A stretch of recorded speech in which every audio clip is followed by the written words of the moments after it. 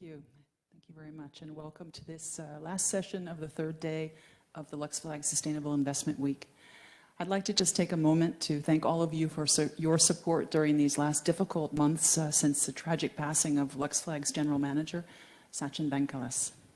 Sachin was a great human being and a tireless supporter of sustainable finance.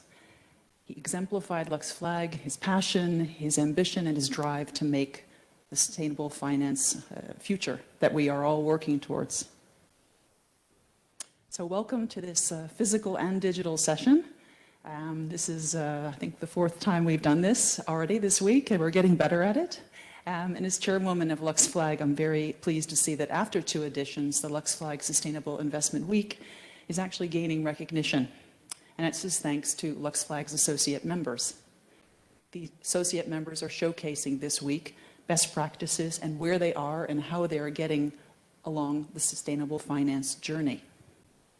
Given the finance industry is on that journey and on different stages as well, the idea is to share best practices so we all advance together to make all finance sustainable. For this 3rd edition of the LSIW, we are extremely pleased with the positive response. We have over 3,500 registrations for the week, which is amazing.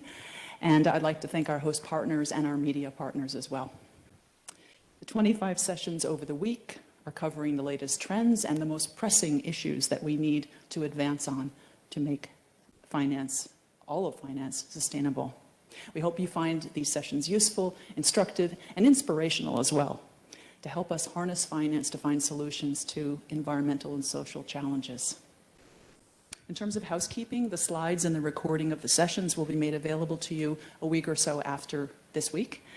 And for those of you watching online, please do ask questions. Just click on the 3 dots at the bottom right of your screen, and we will do our best to answer those questions. So I'm pleased to introduce this session, hosted by Deloitte. Today's topic is ESG data, challenges and opportunities in the evolving landscape. And it gives me great pleasure to hand over now to Francesca Messini, partner and leading the sustainable leader of Deloitte Luxembourg. So Francesca, the floor is yours. Thank you. Thank you, Denise. And good afternoon, everyone. It's a great pleasure, and I would like as well to give a warm welcome in this session that we are hosting and with LuxFLAG.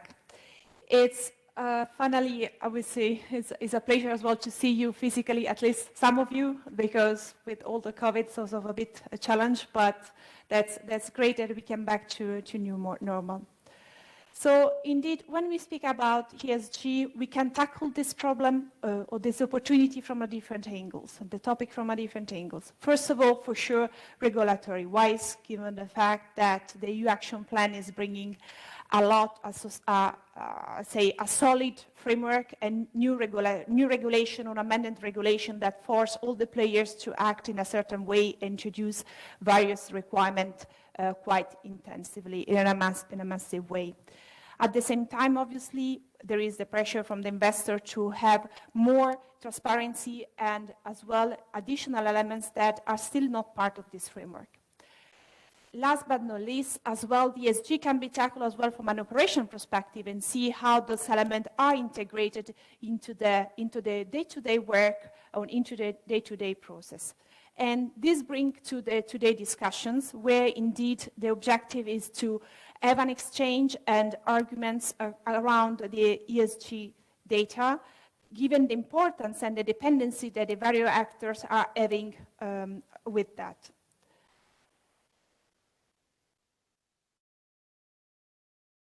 So why we come out to discuss about this? There is the ESG data are, let's say, becoming more and more important for various reasons. First of all, there is a set of regulatory requirements that has been introduced. So if you think about all the transparency that is coming out from SFDR, here in the slide you see some of the key requirements around the Article 4 or the Article 11. It's really impressive and massive the amount of data that is required, and therefore needs to be equipped for that. In addition to that, the data itself is the minimum base to take a decision, and therefore those data is very important to have data that are accessible, data that are meaningful, and data that can really be consistent between them. The other elements is for sure that with the different, sometimes lack of explanation and further guidance that are coming from the regulator, it's even more difficult to interpret or collect meaningful data. And as well, for sure, the fact that the regulation has been somehow postponed, or there are different timelines that brings to some difficulties and challenges around that. What we observe as a solution, speaking with some players, what we observe on the market is for sure that, I mean, there are several approaches that are taken towards data, selecting data providers, build inside some solution, own solution. But for sure, there is not one fit for all. That's something that we are learning until now. And therefore, it's a bit difficult as well to see where to put the attention and where to put the major effort. So in the panel that we are going to run, we want really to share with what are the challenges that we see, but as well all the opportunities that can come out when dealing with the data. And that's always looking at with a dual focus on this subject.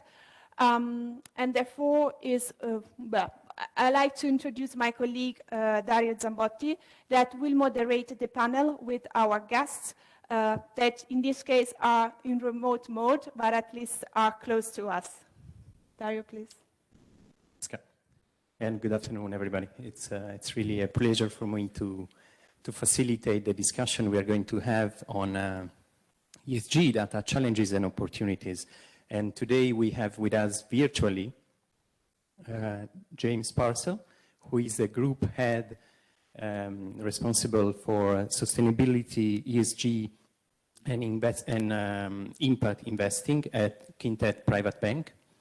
And we have with us as well Gianpaolo Gabbi, professor at the SDA Bocconi School of Management for risk management practice, and professor as well at Bocconi University for financial derivatives.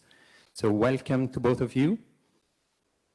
I hope you can hear us and we can soon see you as well. Perfect. So maybe the first question, we have heard Francesca sharing some of the challenges and the regulatory wave that is coming on the market.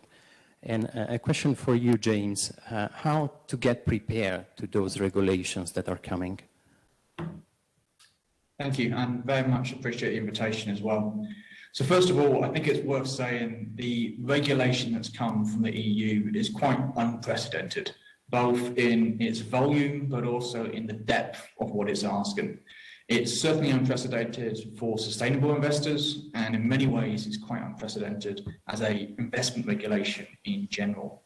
So how does one get prepared? And getting prepared obviously involves tackling both the opportunities and also some of the challenges. So the first is, I think, a straightforward one, which is the skill sets needed to be prepared for this don't actually sit within many financial organizations. Sustainability teams, of course, know a lot about sustainability and the investment rationale, but not about the nuances of legal text and regulation. So external assistance, I think, is one of the key elements here in getting any financial firm prepared for the regulation. The second point I would highlight is about the client focus, which is when implementing regulation, it's very easy to treat it as a tick box exercise, as an exercise in responding to the minutiae and losing sight of the client experience that you want to preserve. And this is a form of investor protection, this legislation. It's a form of channeling capital, and therefore we need to make sure that we preserve the client experience and that the client experience is something that is engaging to the end investors, particularly those in retail and private wealth. And the regulation is a facilitator, not an inhibitor. And then finally, I would say that in order to get prepared, one has to understand some of the shortcomings, to be frank, of the regulation itself. So if we take the EU taxonomy as an example, on most people's maths, what we find is that between 10 and 15% of revenues generated by European companies is in some way related to the taxonomy. And the vast majority of what we do in the global economy simply doesn't touch the taxonomy in terms of the environmental regulation. And as a consequence, we need to make sure that as we get prepared, we are going in eyes on with the limitations as well as the benefits of the regulation. So in sum, I'd say there's three things that we need to do to get prepared. One is the external counsel. The second is remaining client focused and not letting the regulation dictate the client experience. And the third is acknowledging the limits of the regulation itself. Thank you, James. A very, very clear picture. And in your experience, have you identified any specific challenge to get the information that you need to receive and you need then to treat?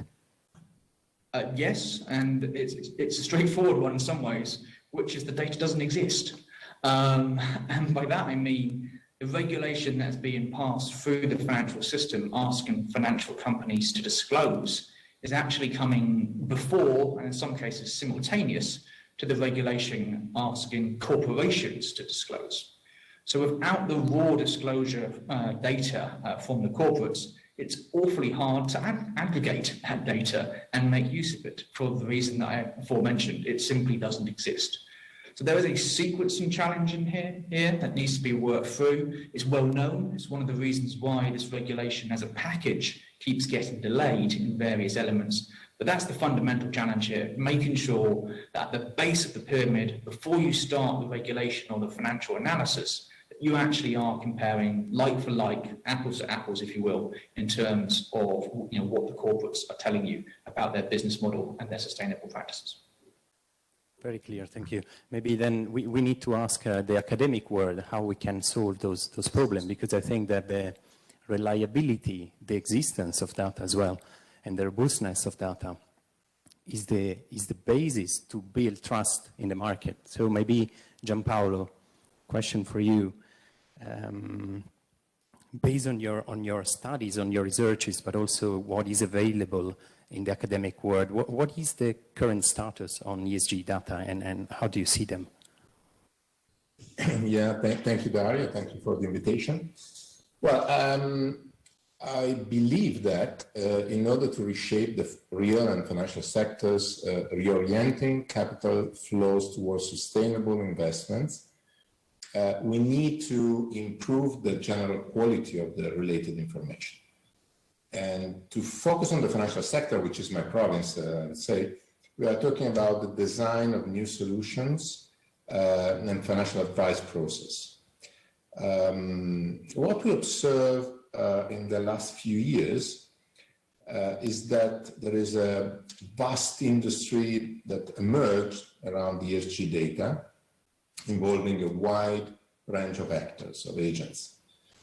I would say that in addition to those who disclose ESG data, there are framework developers, as well as those who collect ESG data, those who provide data, of course. And all these agents in the process may help, but at the same time can create some inconsistencies in data. And I mean, there is a high interconnection among all of them. And all the times there is a non-robust enough data from one side, it may affect the outcome on the other side. Let me say that there are some researches on this topic. Think about a research provided by Berg, Kolben, and Rigobon of the MIT. And the title of this research is quite clear, I would say. The title is Aggregate Confusion, the Divergence of ESG Ratings. And you can see here a first figure, which is about the, let's say, the part of the sample. The sample of the research is about 1,000 companies. These 1,000 companies are companies that have been rated by many rating agencies, many ESG rating agencies. And as you can see here, the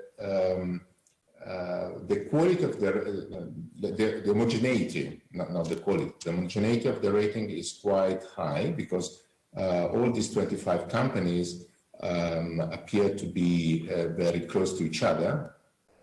For example, Amcor Limited, Bank of Nova Scotia, Heineken appear to be on the top of the list, and all the rating agencies that have been taken into account, which are Sustainalytics, MCI, S&P Global, Vigeo, Bloomberg, and FTSE Russell, appear to give an homogeneous rating.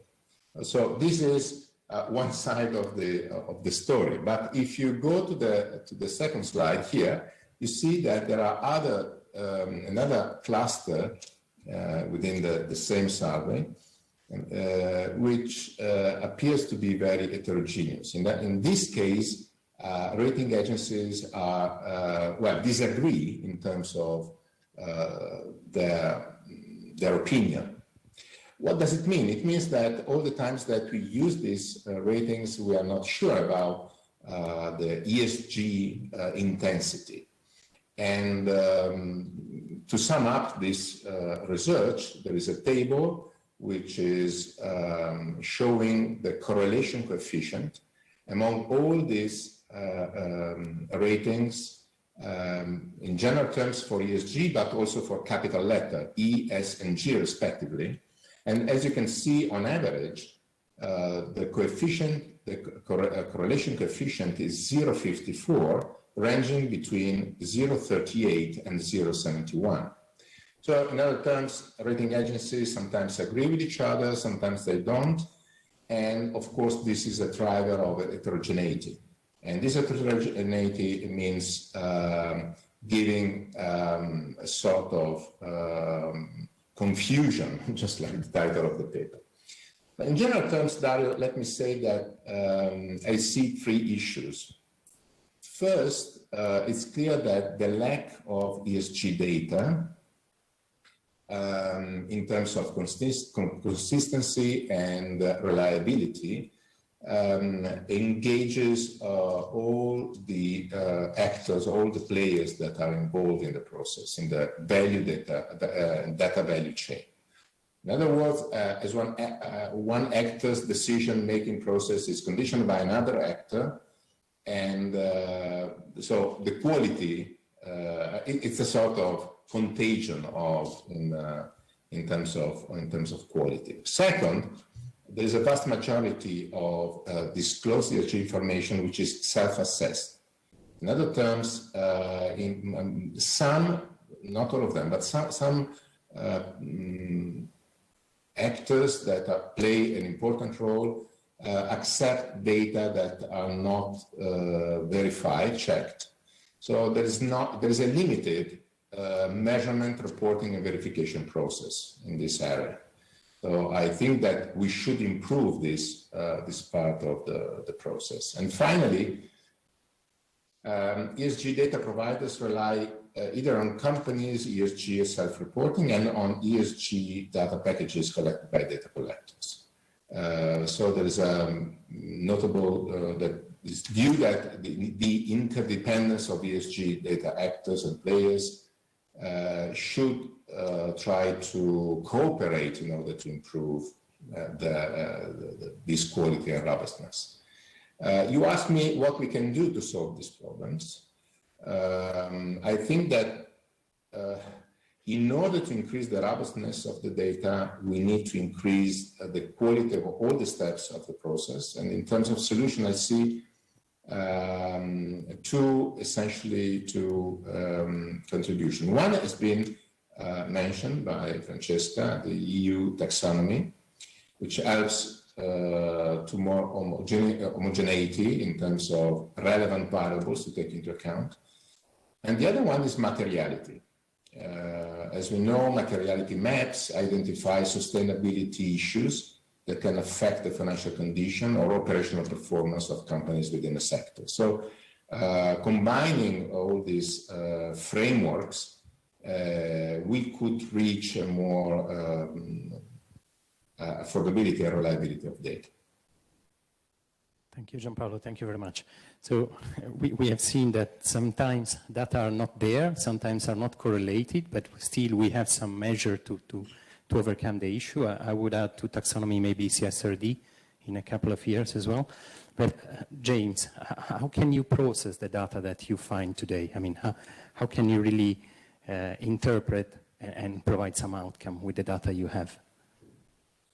So I think there's a big difference here between the data, which is an input, and the ratings that Gianpaolo aforementioned, which is an output of that data. And it's essential to get consistent inputs, because if you want to compare two companies, you would want to have a consistent way of measuring their performance. So just like how we have relatively consistent accounting rules to measure financial performance, we want to be able to compare a like-for-like on topics such as the carbon footprint or how a company measures, let's say, gender diversity in the management team. And in the current state, we don't have that. People, as Gianpaolo mentioned, are self-reporting often, and they're using a variety of metrics, often that suit their own personal objectives. So that's the thing as a practitioner we need to get sorted, which is the inputs of the data. Now, how we actually then process that data, I think, is where the process should become a lot more heterogeneous.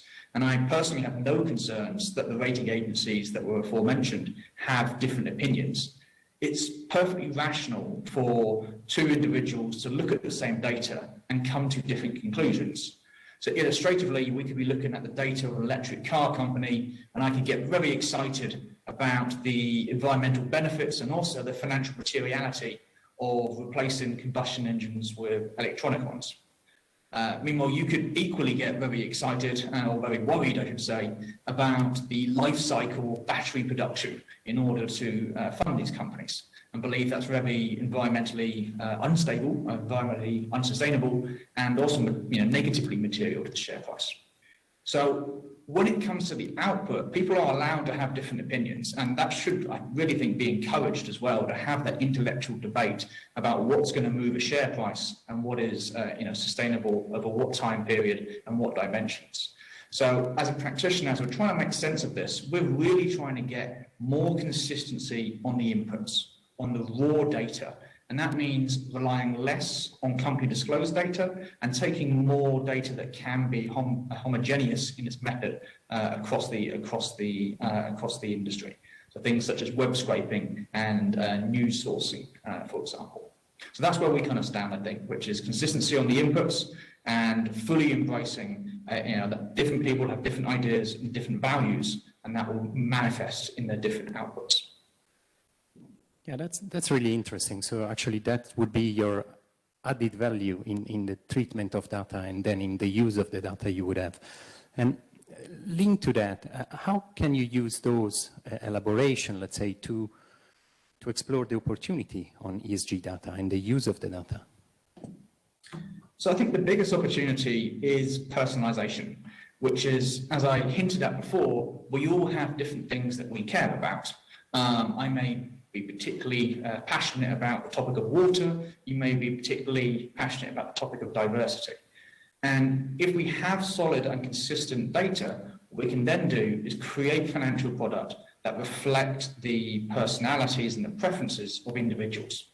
So rather than trying to sell everyone a climate fund, for example, on the assertion that everyone must care about climate, instead what we can do is we can actually mix and match and develop strategies and solutions that are personal to you as an individual. So just how in your personal life you are expressing yourself across many different metrics. As mentioned, you may be particularly tolerant on diversity, but less concerned about recycling, for example. All of these nuances, all of these personal preferences can manifest themselves in how you actually allocate your capital if we have consistent data. And as aforementioned, it's absolutely okay if two people end up holding very different portfolios because they personally believe very different things or believe different elements are material to the share price. Thank you very much. And maybe, Gianpaolo, a question for you about the opportunity that you see related to the ESG data. From your specific point of view, I mean, working on financial instruments, how do you see the opportunity related to this topic? All the times that I see challenges, I also see opportunities, or in most of the cases at least. If you think about the ESG life cycle, and when I say ESG, I also take into consideration CSR, at least in the first step of this cycle. When they initially were put into financial portfolios, they were seen as, generally speaking, separate asset classes. It could be interesting from a value perspective, but in general, they could also could be an opportunity cost from a financial perspective. In other terms, if you ask me to create a portfolio with a subset of the investable universe, it's mathematical that the result will be suboptimal. So if this, and this was initially from at least part of the industry, the approach to the corporate social responsibility and also some ESG investments. But in recent years, what we have seen is that the principles for responsible investing have been written by many or most of the financial firms, and also the role played by institutional investors in terms of engagement, in terms of activism to change corporate choices and also corporate strategies has been accelerating. It's also accelerating the process of achieving important global welfare goals, such as the UN, United Nations goals, and also the EU goals. Starting in terms of opportunities, starting from the financial engineering point of view, what I see is that there are huge opportunities today to create new solutions. Some of them have been listed by James, based on the many ESG strategies, for example, best in class or norm-based engagement and many others. And according to the new regulation, EU regulation, we know that there are some products that are based on the Article A and Article 9 that are, let's say, so-called ESG products, not the Article 6, which are based essentially on negative constraints, but it is not a real strategy. I also see many other opportunities on the financial advisory side. If you want to create a tailor-made suit, which is something we expect, at least in private banking and wealth management, this implies being able to work on several dimensions. For example, just to take my example of the suit, it means choosing between different fabrics, different colors, and so on. It's no different with financial portfolios. By including ESG variables, which is not a single variable, by the way, but at least we have the three-dimension environment, social, and governance, financial advisors' jobs is becoming more difficult, but at the same time, I would say that they can offer more adequate and appropriate solutions for investors. When I say it's becoming more difficult, because according to at least in Europe, the decision of the Commission is that in the next future, private bankers and financial advisors are expected to add to the risk profile also the ESG profile. So this is not easy, of course, but I expect that this will accelerate the process of the increasing distribution of these products. So above all, here I see a very strong innovation. Financial solutions can be adapted to the value system of many investors. In other terms, so far, when we create a portfolio for investors, for individuals, I'm not talking about institutional investors, but only individuals, frequently we are talking about something which is different from the background. And what they expect is to maximize returns. Sometimes they expect also to minimize risk, but this is something we know it's impossible. We can at least maximize the risk-adjusted return.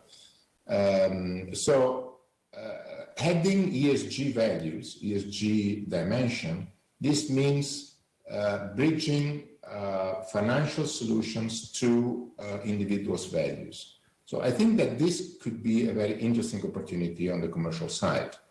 So I really see that this is part of the redesign of financial sector and financial process. And this is why I think, again, to go back to your first question, we need high quality data and also metrics, of course, to underpin the capability to select and to make investment decisions reliable and coherent with these goals. Thank you, Gianpaolo. So if I try to summarize very, very in brief, we have a situation where data might be not there or are not really correlated, but still we have some regulation requiring to collect, process, and disclose data. We have opportunities, and I think both of you were referring to customization of the product to tailor the investor's needs. If we put ourselves in the shoes of someone that has not yet started to really work on this, so what would be your advice? Where to start? What should be the first step? Well, I think that part of the problem is into the nature of what we are talking about. We are not talking about credit risk. Credit risk is based on bankruptcy, on failure of companies, something which is observable, even legally speaking. When we talk about sustainability and all the different dimensions, the materiality is much lower. So part of the problems of data will remain, but I think it's also part of the solution depends on time. We need to observe which is the real impact of sustainable investment decisions of companies, and it takes time. Don't forget that one of the goals of the EU Action Plan is to drive companies and also investors on their side from a short-term oriented decision to long-term decisions. Because by definition, sustainable investments need time to be concretely observed in terms of outcomes. So partly, I'm confident will be solved with this observation. On the other side, I think that, again, starting and linking the metrics with the materiality and the taxonomy provided by policymakers is something which is absolutely useful. And another important factor that I will leverage on is trying to recognize which are the goals in terms of ESG of investors. And this will drive also to create new products, new solutions. I mean, if I'm interested, just like James said before, if I'm interested in not only on environment, but in one of the issues, let's say water or whatever, pollution, I will invest part of my money in those companies that will drive toward a less polluted world. and so on. So financial engineering is something which is engaged so much in this process. Thank you very much. James, do you want to add something, or I can just ask you to provide your last sentence, 30 seconds, about challenges, opportunities? How would you close it? We can move straight to the closure. So I think the biggest challenge that we have is the consistency of inputs that I mentioned before. We need to have a common base, a common language from which we can then build.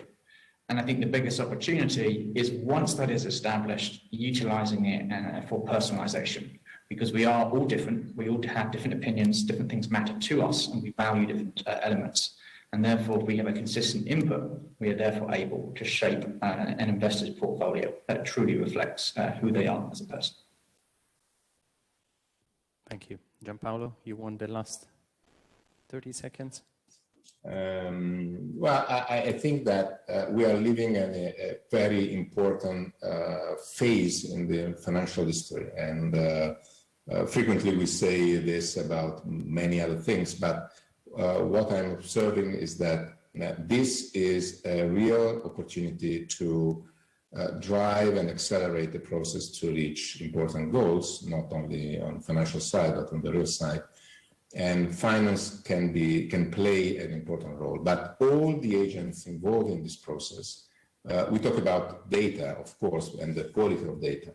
But all the other, all the people and the actors involved should be responsible for the quality of these outcomes, of these results. So it's not only, say, professional duty. I think that today we can also add our values to our jobs. Thank you. Thank you very much. And yeah, I think it's very important to remember that the objectives behind are not just related to data or reporting, but they are so important as much as necessary. So to continue to have an environment where the human being can survive. So maybe to open to Q&A, if there are questions here in the room or question from the web, Francesca, you can join me. So is there any question here? I don't see. Any challenges, opportunity that you want to share or raise, at least addressing before to the people that are here in the room? While we are waiting the one from the web.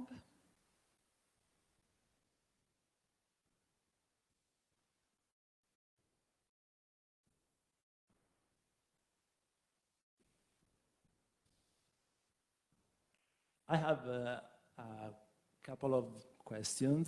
The first one is, as you said, we all have different opinions. For someone, something is ESG, for someone else is not. So don't you think that the only improve to really develop this kind of market, it has to come from legislator. So we have to have a common view of what is ESG. I make an example, nuclear energy. In France, they consider it clean. In German, they consider it the worst in the world. So how to deal with this?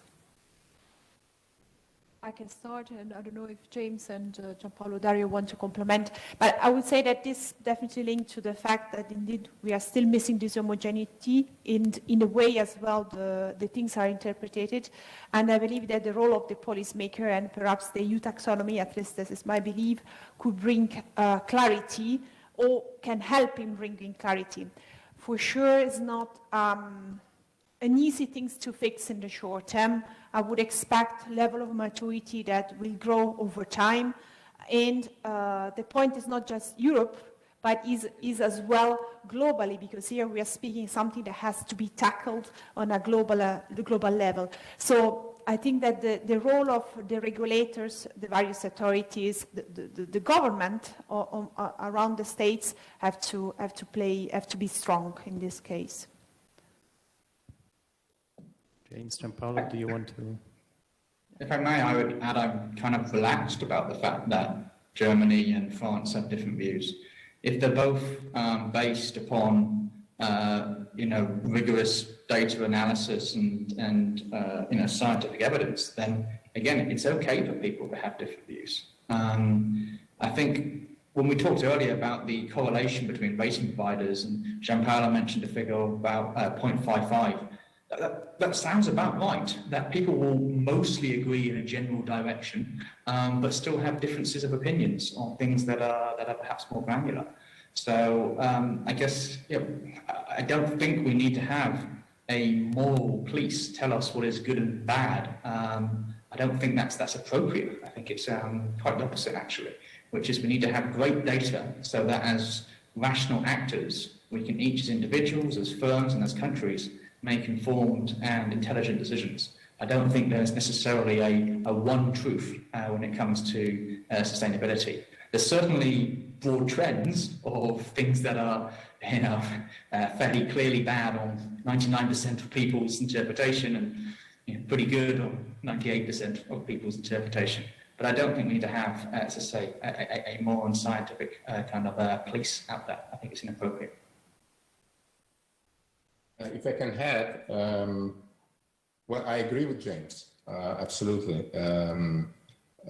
Well, first of all, and this is the experience we have learned during the long process of banking regulation, financial regulators, banking regulators, or even policymakers will never take the responsibility to rate anything directly.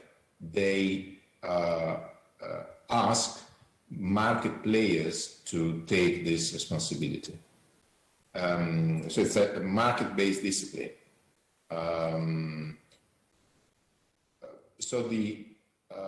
I also agree that the heterogeneity among ratings still exists in the future. What we expect is also to improve the capability to recognize if there is greenwashing on one side. Sometimes it's plenty of this behavior, also social washing. But this is something that is part of the responsibility of market agents. And what the colleague who addressed the question said is that even if we imagine that policymakers or governments take the responsibility for this, let's say, opinion, their opinion changes. And your example about nuclear power and energy is clear. France and Germany disagree about the quality of this kind of energy supply. So this is something that has been already experienced in many other cases, from credit risk, market risk, operational risk. In all the cases, the rating is something that must come from the market. On the other side, we have standard models, but this is something different, of course. Mm-hmm. Perhaps linked to this last point, we have one question that we received from the people at home. Do you see any risk by giving companies an overall ESG rating? Looking back the last time we must use a rating system, it all collapsed. Any thought?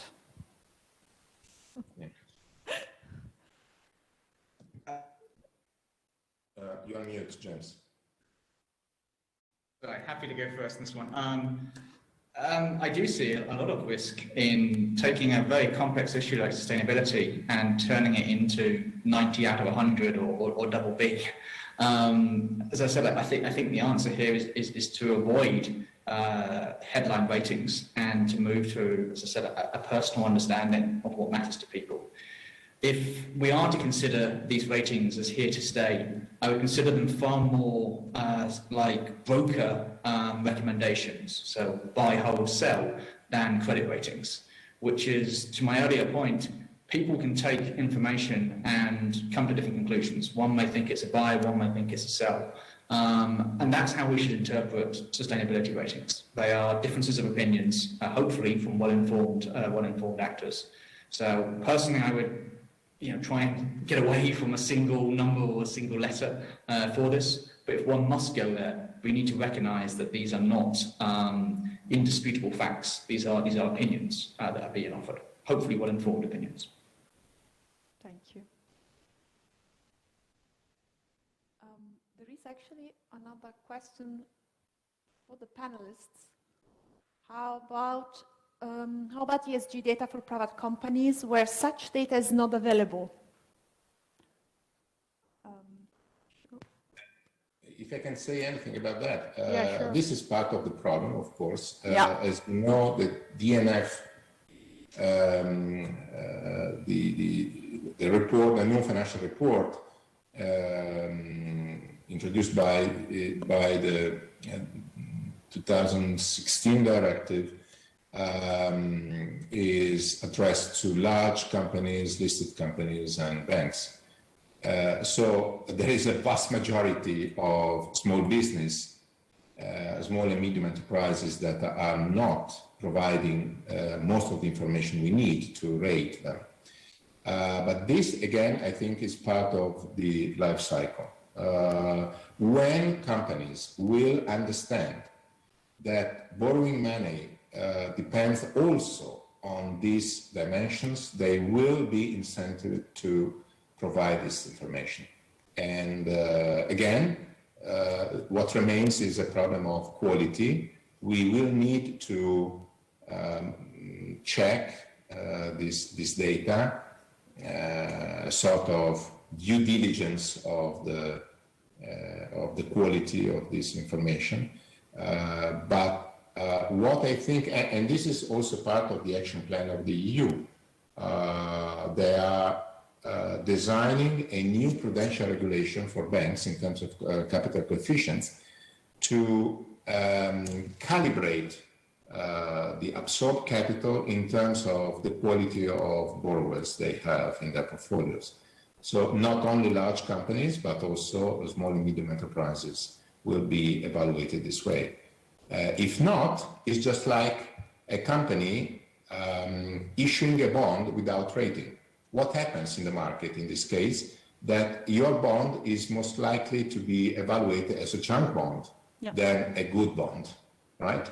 So if I understood the question, I think that in the short term, what we are seeing is that there will be an incentive to provide information to be evaluated by financial players.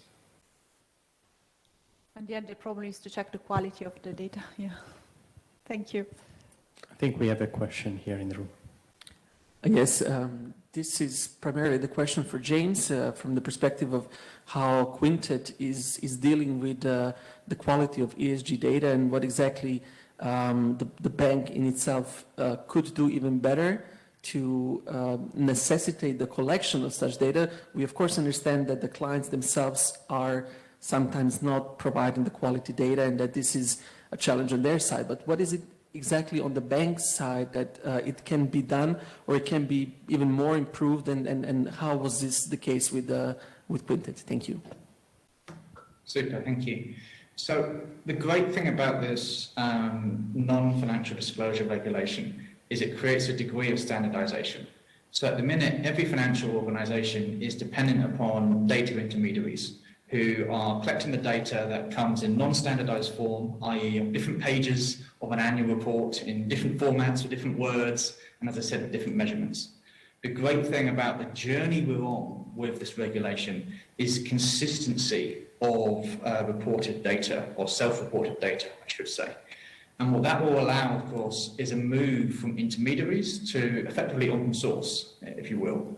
And that democratization of sustainability data is really, really powerful. I think it's a wonderful thing, but it's a little bit of a J-curve to get there, because in the interim, as we referenced earlier, the lack of corporate disclosure is yet again forcing the data intermediaries to come into that space and provide proxies, if that makes sense. So that's really where I think we're going, where whether you are a large investor, a small investor, an organisation like Quintet, you will have this far more consistent data set that is, as I say, to a degree open source. The journey there is a bit of a rocky one, but that's the direction of travel. Thank you. I think this brings to the end of our event webinar. Would like to thank you, James and Paolo, and obviously Dario. In case of additional questions are coming on your side, feel free to contact us. Thank you very much. Thank you. Thank you. Denise, few words at the end? Yes, let's clap, definitely. We're not used to this anymore, are we? So thank you so much. And what I take, my takeaway from this great session was search for consistent data and recognizing, though, this is personal. We have a real opportunity to drive and achieve certain goals, and finance can play an important role. That's a very important conclusion. But all actors are responsible for this outcome. So thank you very much to the excellent speakers and to Deloitte for hosting this session. A big thanks to the LuxFLAG team for making it happen. And finally, I'd like to end this session with a quote that I hope will resonate with everyone. We will now understand, or we do now understand, that sustainable finance is not just another type of investment, it's a complete shift of mindset. And I think we also heard that too when we look at that statement about all actors being responsible for this outcome. That is a big change of mindset, I think. So this is our last session for today.